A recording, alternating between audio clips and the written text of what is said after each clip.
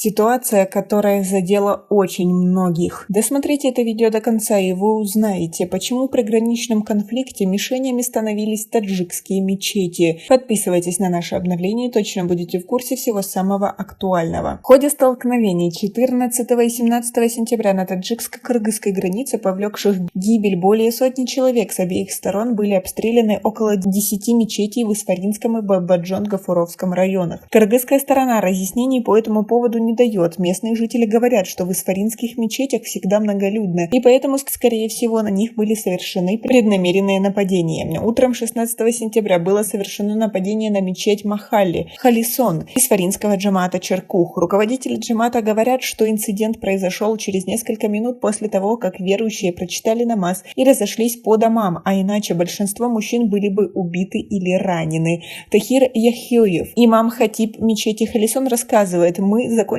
утренний намаз и пошли домой. Только-только собрались пить чай, как раздался громкий звук. Мы побежали туда, а они ударили по мечети, собрали все пули и осколки и передали руководителю Махалли, а он в органы безопасности». Власти Таджикистана подтверждают факты нападения кыргызских силовиков на мечети, жилые дома и школы в приграничных селениях Таджикистана. Но кыргызская сторона не дает комментариев, утверждая в свою очередь, что это таджикские военнослужащие обстреляли жилые дома, школы и детские сады в Баткене. По официальной информации, также были обстреляны 5 мечетей в Махаллях, Навабод, Фердовси, Сари-Базор, Таги, Сада, Джамата Черкуха и некоторых мечетей селения Черкишлок, Джамата Сурх. Как вы относитесь к тому, что позарились на самое святое? Свои ответы напишите нам, пожалуйста, в комментарии. Сайдулахон Арипов, имам мечети Навабод, говорит, что их целью была мечеть, но снаряд ударил в метрах в 25 от мечети. По его словам, хотя и этот выстрел и не нанес ущерба мечети и молившимся там верующим, однако были ранены несколько живших около мечети местных жителей, по меньшей мере 6 членов одной семьи, в том числе 2 подростков и беременная женщина. Они были убиты или ранены 16 сентября в результате прицельного артиллерийского обстрела мечети Таги-Сада в Исфаре. Асадула Джалилов, родственник погибших, так вспоминает тот день. Когда они ударили по мечети, снаряд пролетел метров на 10, и его осколки ударили по нашей машине. Крики, плач. Я повернулся и увидел, что 2 моих племянника были ранены.